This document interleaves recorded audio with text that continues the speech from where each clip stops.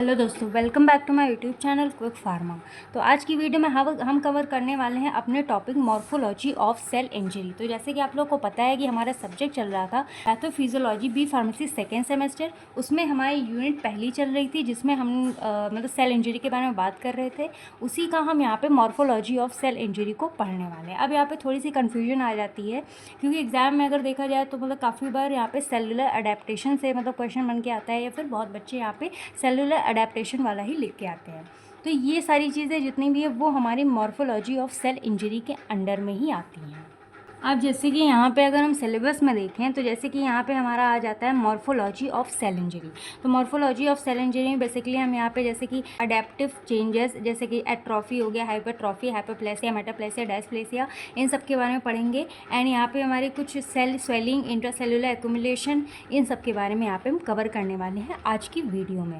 बाकी हमारा यहाँ पे मतलब कि 2 पार्ट्स ऑलरेडी कवर हो चुके हैं इस यूनिट के, यूनिट 1 के। अगर आप लोगों ने नहीं प्रीवियस वीडियो लेक्चर्स को देखा है तो प्लीज़ आप लोग चेकआउट करिए, जिससे कि आप लोग को सारी चीज़ें आगे की फर्दरली समझ में आएंगी। बाकी इसके जो नोट्स वगैरह होंगे आप लोग को टेलीग्राम चैनल पर मिल जाएंगे फ्रीली, वहाँ से आप लोग डाउनलोड कर सकते हैं। तो इसमें क्या कैसे है, आप लोग को कैसे क्या लिख के आना है, ये हमारा पूरा टॉपिक क्या क्या चीज़ें कवर करने वाला है, ये सारी चीज़ें हम चलिए आज की वीडियो में डिस्कस करते हैं, जिससे कि आप लोग के सारे डाउट भी क्लियर हो जाए और सारी चीज़ें आप लोग को समझ में आ जाए।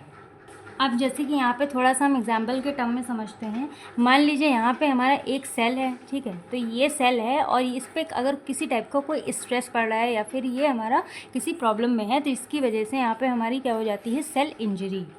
जैसे कि इन्वायरमेंटल इफ़ेक्ट हो जाता है या फिर मतलब कोई भी मतलब कि हम लोग को कभी कभी सर्दी, जुकाम, खांसी, इसकी वजह से फिर छोटी मोटी चोट लग जाती है। तो उसकी वजह से जो हमको स्ट्रेस मिलता है हमारी बॉडी को, तो हमारी बॉडी कंप्लीट किससे बनी हुई, सेल से बनी हुई है। तो डायरेक्टली हमारे सेल्स तक स्ट्रेस पहुंचता है, जिसकी वजह से सेल इंजरी कॉज होती है। अब यहाँ पे मतलब कि सेल इंजरी वगैरह ये अगर आप लोगों ने नहीं पढ़ा है तो आप लोग प्रीवियस वीडियो लेक्चर्स में देखेंगे, उसमें मैंने अच्छे से डिस्कस किया हुआ है पार्ट 1 पार्ट 2 में। तो यहाँ पे सेल इंजरी इस तरीके से होती है, यानी कि इस पर कोई दबाव पड़ता है, फिर कोई स्ट्रेस पड़ता है, उसकी वजह से हमारा जो सेल है वो डैमेज हो जाता है, सेल इंजर्ड हो जाता है। तो ये बेसिकली हमारा 3 तरीके से रिस्पॉन्स करता है। एक हमारा होता है यहाँ पे सेलुलर अडेप्टेशन, यानी कि सेलुलर अडेप्टेशन। तो सेलुलर अडेप्टेशन का मतलब होता है जिस चीज़ में जो हमारा सेल होता है, जैसे कि इन्वायरमेंटल इफेक्ट पड़ रहा है उसके ऊपर, तो उसकी वजह से थोड़ा बहुत स्ट्रेस पड़ रहा है हमारी सेल्स के ऊपर, इसकी वजह से सेल इंजरी कॉज हो रही है। तो वहाँ पे जो हमारे सेल्स होते हैं वो खुद को मतलब कि रिक्योर करने में हेल्पफुल होते हैं, यानी कि वो खुद को फिर से नॉर्मल स्टेज पे ला सकते हैं स्ट्रेस को रिमूव करके। जब उनका स्ट्रेस रिमूव हो जाता है उसकी वजह से जो हमारा सेल होगा वो खुद को अडेप्ट कर लेता है, यानी कि नॉर्मल स्टेज पे आ जाता है, और स्ट्रेस रिमूव होने की वजह से वो हमारा फिर से सही हो जाता है। फिर हमारा आ जाता है यहाँ पे रिवर्सिबल सेल इंजरी। तो रिवर्सिबल सेल इंजरी में भी यही चीज़ है कि मान लो जैसे थोड़ा बहुत स्ट्रेस अगर सेल पे पड़ता है तो हमारा जो सेल होता है उस चीज़ को मतलब जैसे स्ट्रेस हटेगा तो हमारा जो सेल है वो फिर से रिवर्स हो जाएगा, यानी कि रिवर्सिबल स्टेज में आ जाएगा, फिर से वो नॉर्मल स्टेज पे आ जाएगा, अपना फिर से ठीक हो जाएगा। जैसे वो पहले था उस वैसे ही बाद में हो जाएगा। यानी कि एक तरीके से बोल सकते हैं कि ये खुद को रिपेयर एंड हील करने में मतलब कि रिपेयर और हील खुद को कर सकता है। थर्ड यहाँ पे आ जाती है इरिवर्सिबल सेल इंजरी। अब इसमें क्या होता है, इरिवर्सिबल सेल इंजरी में बेसिकली हमारे जो सेल होते हैं अगर वो मतलब जो उन पर ज़्यादा स्ट्रेस पड़ने की वजह से हमारे जो सेल होते हैं वो एकदम डैमेज हो जाते हैं, ज़्यादा डैमेज होने की वजह से वो उस चीज़ को हैंडल नहीं कर पाते हैं। उस कंडीशन में ये हमारी सेल की डेथ हो जाती है, यानी कि ये सेल डेथ कॉज करता है। यानी कि सेल स्ट्रेस अगर लॉन्ग टाइम पीरियड के लिए पड़ता है सेल्स पे तो उसकी वजह से सेल डेथ भी कॉज हो जाती है। उस कंडीशन में जो हमारा सेल होता है वो इरिवर्सिबल होता है, जिसकी वजह से वो खुद को रिकवर नहीं कर पाता है और उस कंडीशन में सेल की डेथ हो जाती है। तो अब यहाँ पे इन तीनों यानी कि तीनों मॉर्फोलॉजी ऑफ सेल इंजरी के लिए यहाँ पे अलग अलग चीज़ें होती हैं। अब यहाँ पे मॉर्फोलॉजी का मतलब समझे तो मॉर्फोलॉजी का मतलब होता है सिंपल सा, यानी कि किसी भी चीज़ का स्ट्रक्चर। अगर उसके हम शेप के बारे में बात करें, यानी कि हमारा जो नॉर्मल सा सेल है जब हम इसके स्ट्रक्चर के बारे में स्टडी करते हैं that is known as morphology. यानी कि हमारा जो यहाँ पे मॉर्फोलॉजी ये मतलब कि उस चीज़ पे डिपेंड होता है कि हमारा जो सेल का स्ट्रक्चर है वो किस बेसिस पे चेंज होता है, यानी कि सेल के स्ट्रक्चर से ही हम यहाँ पे डिफाइन कर पाते हैं कि वो किस टाइप का है। मान लो ऐसे कि यहाँ पे मतलब कि सेल अडेप्टेशन में क्या होता है कि यहाँ पे जब थोड़ा बहुत स्ट्रेस पड़ता है तो सेल का जो स्ट्रक्चर होता है वो थोड़ा बहुत ही चेंज होता है, यानी कि थोड़ा बहुत चेंज होता है। उसकी वजह से जो हमारा सेल है उस चीज़ को अडेप्ट कर लेता है और फिर से अपनी नॉर्मल स्टेज पे आ जाता है। जैसे उस चीज़ के बारे में यहाँ पे मॉर्फोलॉजी में स्टडी करते हैं। रिवर्सिबल सेल है तो इसमें इसका सेल का क्या स्ट्रक्चर है, ठीक है, उस चीज़ को यहाँ पर हम स्टडी करते हैं। तो यहाँ पे सेल इंजरी में, इरिवर्सिबल सेल इंजरी में, जैसे कि जो सेल डेथ हो जाती है तो सेल डेथ के बाद की जो मतलब उसका स्ट्रक्चर क्या है, उसका फंक्शन क्या है, वो क्या क्या चीज़ें उसमें हो रही हैं, वो सारी चीज़ें मॉर्फोलॉजी ऑफ सेल इंजरी में स्टडी करने वाले हैं। तो आज की वीडियो में बेसिकली हम cellular adaptation and reversible cell injury के बारे में स्टडी करने वाले हैं। बाकी हमारे यहाँ पे जो इरिवर्सिबल सेल इंजरी वाला है, यानी कि सेल डेथ जब कॉज होती है, तो उसको हम यहाँ पे नेक्स्ट वीडियो में कवर करने वाले हैं, यानी कि नेक्स्ट पार्ट में कवर करेंगे, क्योंकि वीडियो बहुत ज़्यादा लेंथी हो जाएगी तो आप लोग को थोड़ा सा प्रॉब्लम भी होगी, तो इसको पार्ट वाइज पढ़ें, वही अच्छा रहेगा। तो यहाँ पे अगर यहाँ पे मतलब कि सेलुलर एडेप्टेशन के बारे में आता है तो आप लोग यहाँ पे मॉर्फोलॉजी ऑफ सेल इंजरी वाला ही लिखेंगे, ठीक है। बाकी हमारा अब चलिए अब हम बात कर लेते हैं अपने यहाँ पे सेलुलर एडेप्टेशन के बारे में। तो सेलुलर एडेप्टेशन के बारे में बात करें तो जो सेलुलर एडेप्टेशन है वो एक तरीके की हमारी रिवर्सिबल, यानी कि रिवर्सिबल प्रोसेस होती है, जिसमें हमारा जो सेल है वो खुद को अडेप्ट कर लेता है, यानी कि एडजस्ट कर लेता है मतलब कि इन्वायरमेंट के हिसाब से। जैसे कि उस पर कोई भी स्ट्रेस पड़ता है इन्वायरमेंट की वजह से या फिर सराउंडिंग की वजह से, एटमॉस्फेयर की वजह से, तो हमारा सेल जो है वो इंजर्ड हो जाता है, लेकिन कुछ टाइम के लिए। तो उस टाइम पे जो हमारा सेल होता है उस चीज़ को अडेप्ट कर लेता है, यानी कि खुद को सही करने की, खुद को हील करने की उसमें क्षमता होती है, वो उस चीज़ को हैंडल करता है। फिर हमारा जो सेल होता है वो रिवर्ट बैक हो जाता है, यानी कि उसका जो स्ट्रक्चर चेंज हुआ होता है सेल इंजरी की वजह से, जो उसका स्ट्रक्चर एंड फंक्शन चेंज हुआ होता है वो हमारा यहाँ पे नॉर्मल स्टेज पे आ जाता है। इससे जब उसका जो मतलब स्ट्रेस रिमूव हो जाता है या फिर इंजीरियस स्टिमुलाई जो होता है जिसकी वजह से हमारा जो सेल इंजरी हुई है, जब वो उस पे से रिमूव हो जाती है तो उसकी वजह से हमारा जो सेल होता है वो फिर से रिवर्ट बैक हो जाता है, यानी कि रिवर्स हो जाता है, हमारा सेल नॉर्मल स्टेज पर आ जाता है, उसका स्ट्रक्चर फंक्शन सब कुछ सही हो जाता है, ठीक है। तो यही हमारा सेलुलर एडेप्टेशन कहलाता है। अब मान लो जैसे कि ये इसका एग्जांपल देखें कि एक्चुअल में सेलुलर एडेप्टेशन होती क्यों है, यानी कि यहाँ पे सेल इंजरी जो है इसमें क्यों हो रही है, हमारे सेल पे स्ट्रेस क्यों पड़ रहा है और ये खुद से रिवर्स कैसे हो रही है, ठीक है।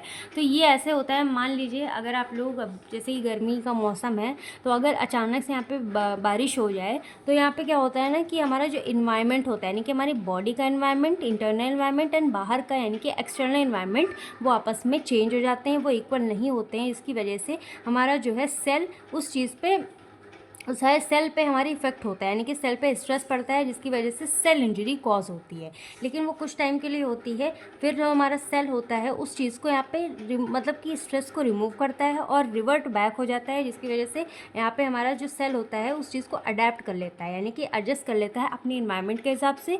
फिर हमारा जो सेल होता है वो रिवर्ट बैक हो जाता है, उसका जो नॉर्मल फंक्शन और स्ट्रक्चर है वो नॉर्मल स्टेज पर आ जाता है और स्ट्रेस रिमूव हो जाता है, ठीक है। तो इस तरीके से ऐसे ही कोई इन्वायरमेंट चेंज हो गया या फिर हल्का फुल्का कहीं भी चोट वगैरह लग गई, हल्की सी अगर कोई कट वगैरह लग गया तो हमारी हल्की फुल्की सेल जो है उस चीज़ को हैंडल कर लेते हैं और वो खुद से रिवर्ट बैक हो जाते हैं। तो अब यहाँ पे देखा जाए तो सेलुलर एडेप्टेशन बेसिकली हमारे ये 5 टाइप्स के होते हैं। एक होता है हमारा एट्रोफी, सेकंड होता है हाइपरट्रॉफी, थर्ड होता है हाइपरप्लेसिया, फोर्थ होता है मेटाप्लेसिया एंड फिफ्थ होता है डाइप्लेसिया। तो चलिए इन सभी के बारे में, इनके जितने भी टाइप्स हैं इनको एक एक करके यहाँ पे हम समझ लेते हैं with the help of example and diagram. अब पहले यहाँ पे आ जाता है हमारा एट्रॉफी, ठीक है। तो एट्रॉफी को अगर हम डिफाइन करें तो atrophy is defined as decrease in size of the cell. If atrophy takes place in enough number of an organ cells the complete organ get smaller. इसका मतलब होता है जैसे कि आप लोग यहाँ पे स्ट्रक्चर में देख सकते हैं कि ये हमारी होती है नॉर्मल सेल किसी भी ऑर्गन की, और ये होती है एट्रॉफी वाली कंडीशन, यानी कि नॉर्मल सेल आप देख सकते हैं कि बड़े होते हैं और एट्रॉफी वाली कंडीशन जब आती है, जब सेल इंजरी होती है तो उस टाइम पे जो सेल होते हैं वो कॉन्स्ट्रिक्ट यानी कि छोटे हो जाते हैं, उनका साइज़ जो है वो यहाँ पे हो जाता है स्मॉलर या फिर डिक्रीज़।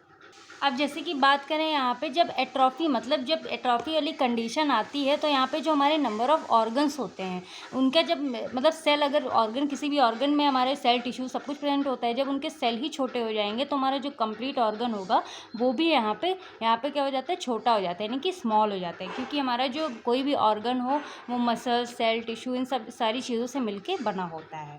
फिर हमारा आता है atrophy is mainly found in heart, skeletal muscle and brain. अब जो एट्रॉफी वाली कंडीशन आती है ये मेनली हार्ट में, स्केलेटल मसल्स एंड ब्रेन में ही आती है। इट कैन बी इधर फिजियोलॉजिकल और पैथोलॉजिकल। अब ये जो एट्रोफी वाली कंडीशन होती है ये फिजियोलॉजिकल भी होती है एंड पैथोलॉजिकल भी होती है, ठीक है। अब इसमें एट्रोफी में मेन यही है कि हमारा कोई भी ऑर्गन है या फिर हमारे जो बॉडी के सेल्स होते हैं, नॉर्मल सेल्स बड़े होते हैं, लेकिन एट्रोफी वाली कंडीशन तब जब आती है तो हमारे जो नॉर्मल सेल्स हैं वो हो जाते हैं छोटे, यानी कि साइज़ में डिक्रीज़ हो जाते हैं सेल इंजरी की वजह से। अब सेकंड यहाँ पे हमारा आ जाता है हाइपरप्लेसिया, ठीक है। यहाँ पे हाइपर एट्रोफी भी है लेकिन वो थोड़ा सा कंफ्यूजन हो गया था तो मैंने यहाँ पे नहीं लिखा है, वो 5th नंबर पे है तो उसको 5th नंबर पर पढ़ेंगे, ठीक है।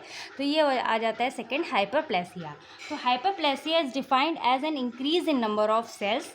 If hyperplasia continues then finally it result in the enlargement of organs. यानी कि अब जैसे कि इसमें क्या होता है, हाइपरप्लेसिया वाली जब कंडीशन आती है तो हमारे जो सेल्स होते हैं, यानी कि जो ऑर्गन्स के सेल्स होते हैं वो हमारे हो जाते हैं बड़े, यानी कि नंबर्स में क्या हो जाते हैं, ज़्यादा बढ़ जाते हैं, नंबर्स में भी बढ़ जाते हैं, जिसकी वजह से हमारे किसी भी ऑर्गन का जो नॉर्मल साइज़ हो जाता है वो नॉर्मल साइज़ से इनलार्ज हो जाता है। कोई भी ऑर्गन हमारा यहाँ पे नॉर्मल साइज़ से यहाँ पे डबल हो जाता है, यानी कि बड़ा हो जाता है। जैसे कि आप लोग जानते होंगे कि लीवर वगैरह है तो बहुत लोग कहते हैं कि लीवर बढ़ा हुआ है, लीवर फैटी हो गया है, तो उसमें जो नंबर ऑफ़ सेल्स हैं वो हमारे क्या हो जाते हैं, नॉर्मल सेल्स से मतलब 2 गुना हो जाते हैं, जिसकी वजह से हाइपरप्लेसिया वाली कंडीशन आ जाती है।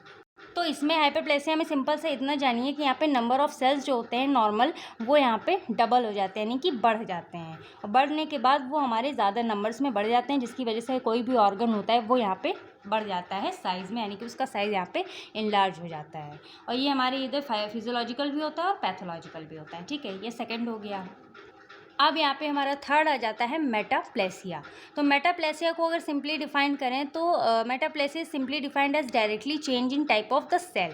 इन metaplasia function of one cell is completely change into function of another cell. यानी कि हमारा नॉर्मल सेल ऐसा है, लेकिन जब हमारा जो मतलब मेटाप्लेसिया वाली जब कंडीशन आती है तो यहाँ पे जो सेल का टाइप होता है, यानी कि जो सेल फंक्शन परफॉर्म कर रहा था पहले वो परफॉर्म ना करके वो किसी और का फंक्शन परफॉर्म करने लगता है। यानी कि यहाँ पे सेल का जो नॉर्मल फंक्शन था वो यहाँ पे कम्प्लीटली चेंज हो जाता है किसी सेल के अनदर सेल के फंक्शन से, ठीक है। It can be physiological and pathological, normal सी बात है। तो सिंपल सी बात है कि यहाँ पे हमारा जो मेटाप्लेसिया वाली जब कंडीशन आती है तो नॉर्मल सेल का फंक्शन यहाँ पे चेंज हो जाता है किसी और के सेल से।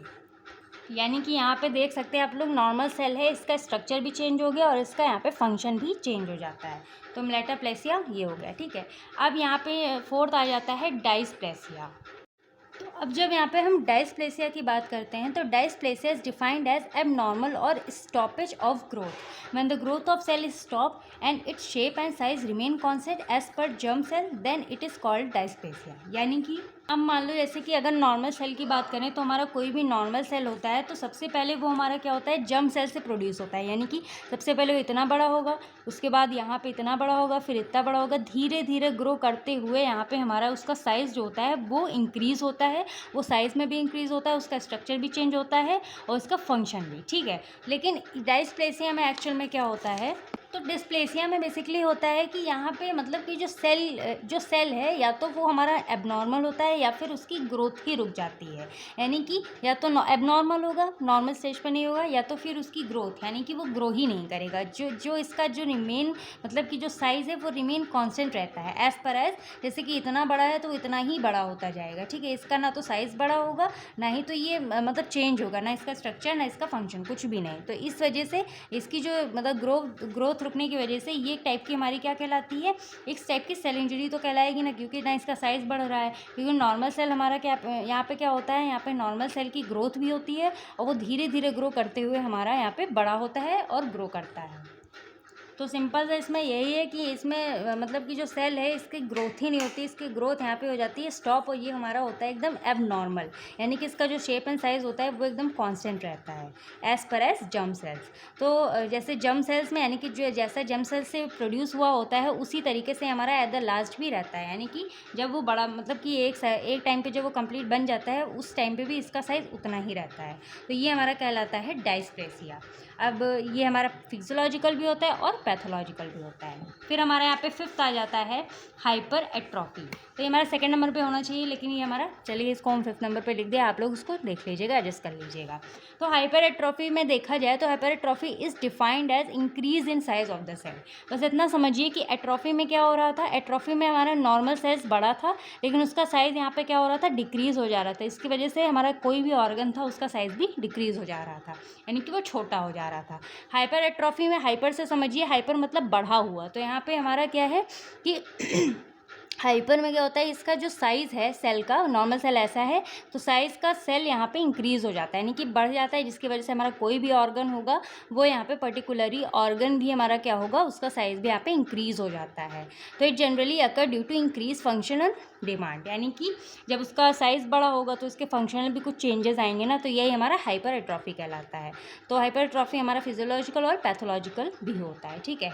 तो ये आई होप आप लोगों को सेलुलर अडेप्टेशन के बारे में समझ में आ गया होगा।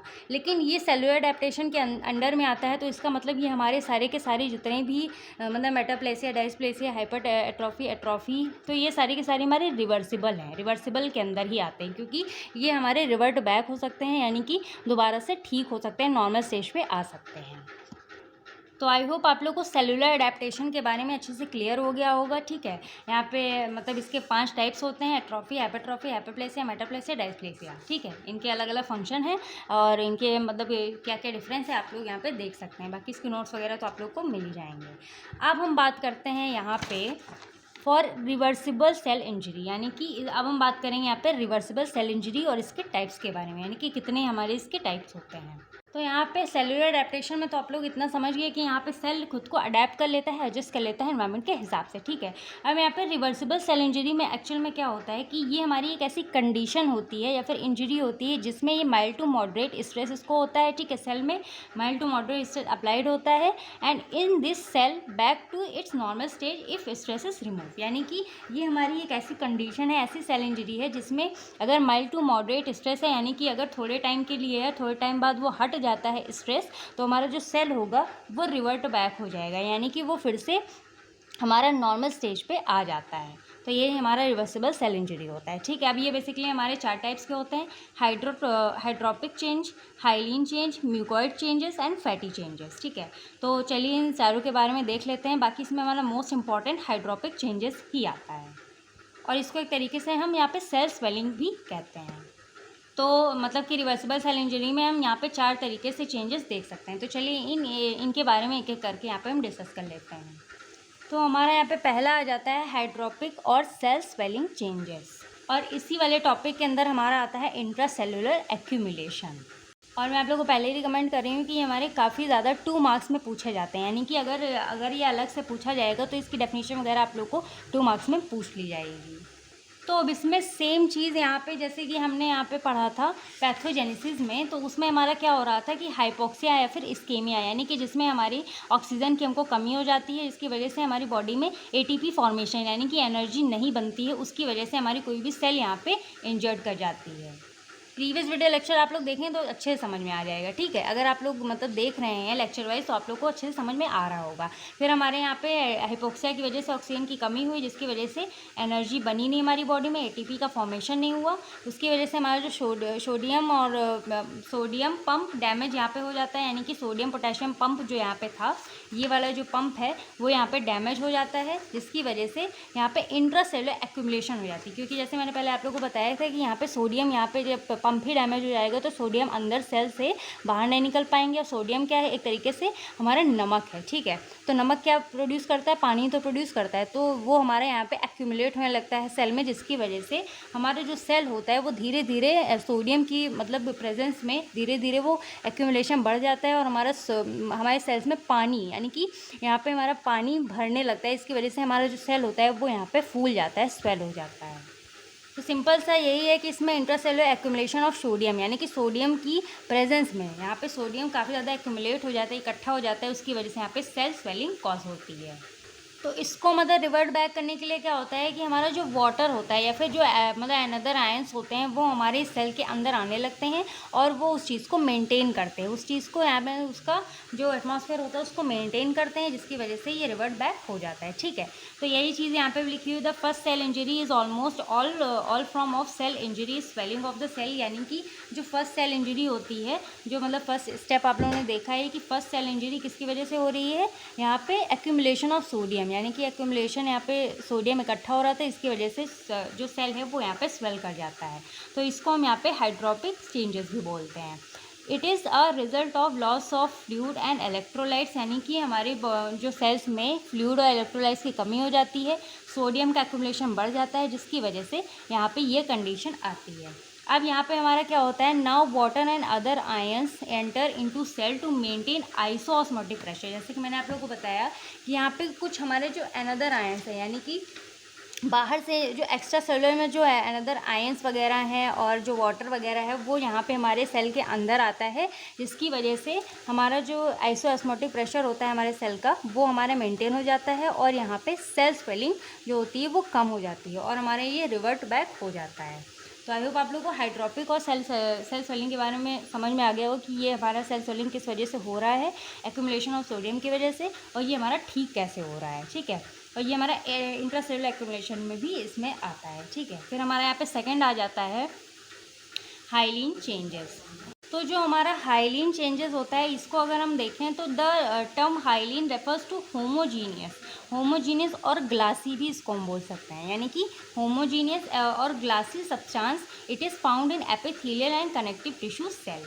अब जो हमारा हाइलीन रेफर होता है किससे, होमोजीनियस या फिर ग्लासी, यानी कि जो हमारा यहाँ पे सेल होता है, जैसे कि हमारा सेल है वो उसका जो मतलब थोड़ा सा वो ग्लासी टाइप का होता है, जैसे ग्लास होता है ना उस टाइप से होता है, होमोजीनियस स्ट्रक्चर उसका होता है, होमोजीनियस सब्सटेंस होता है एक तरीके से, उसको यहाँ पे हम हाइलीन बोलते हैं। तो जैसे कि कांच चमकता है ना, तो उस तरीके से हमारा पूरा क्या होता है, चमकने लगता है, फूल जाता है सेल। ठीक है, तो ये बेसिकली हमारा किस में होता है, एपिथेलियल एंड जो कनेक्टिव टिश्यू होते हैं उसमें हमारे पाए जाते हैं, यानी कि ये चेंजेस हमारे उसी में जो हमारे कनेक्टिव टिश्यू और जो एपिथेलियल टिश्यू है उसमें पाए जाते हैं। एंड हाइलीन चेंजेस में भी इंट्रासेलुलर एंड एक्स्ट्रासेलुलर। अब जो हाइलीन चेंजेस है ये हमारे दो तरीके के होते हैं, इंट्रासेलुलर भी हो सकता है एंड एक्स्ट्रासेलुलर भी हो सकता है। अब इंट्रासेलुलर हाइलीन क्या होता है, इसको हम यहाँ पे Russell's body these are increase concentration of immunoglobins, यानी कि जो रसेल्स बॉडी है इसमें हमारा क्या होता है, इम्यूनोग्लोबिन्स जो होते हैं उनकी कंसनट्रेशन यहाँ पे बढ़ जाती है, तो ये हमारे होते हैं इंट्रासेलुलर हाइलीन। और एक्स्ट्रा सेलुलर हाइलीन की बात करें तो hyaline degeneration in leiomyomas of uterus, यानी कि ये जो क्लियोमोमास ऑफ यूट्रस होता है उसमें इसकी डीजनरेशन होती है, तो ये हो जाता है एक्स्ट्रा सेलुलर हाइलीन। ठीक है, तो आई होप आप लोग को हाइलीन चेंजेस का भी समझ में आ गया होगा। फिर हमारा थर्ड आता है म्यूकोइड चेंजेस। अब ये हमारा किससे डिफाइंड होता है, it is defined as it is the accumulation of mucin part of mucus in sales.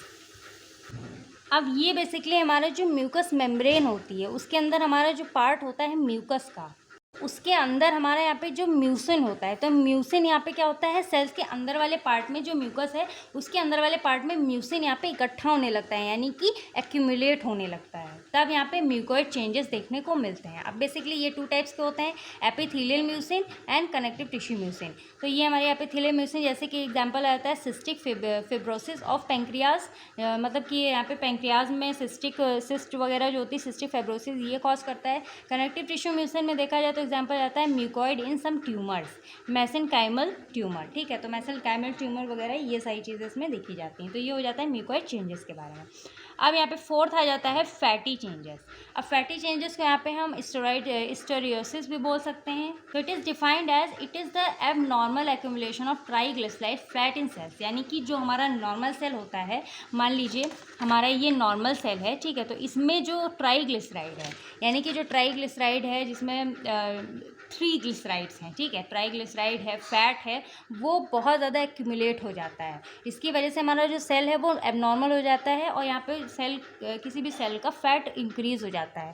तो ज़्यादा फैट बढ़ जाएगा, वो भी तो नुकसानदायक होता है ना। तो वही चीज़ यहाँ पे है, जब यहाँ पे एबनॉर्मल सेल यानी कि जब यहाँ पे एक्यूमुलेशन हो जाती है ट्राइग्लिसराइड एंड फैट की हमारे सेल्स में, तो वो हमारे क्या कहलाती है, फैटी चेंजेस कहलाती है।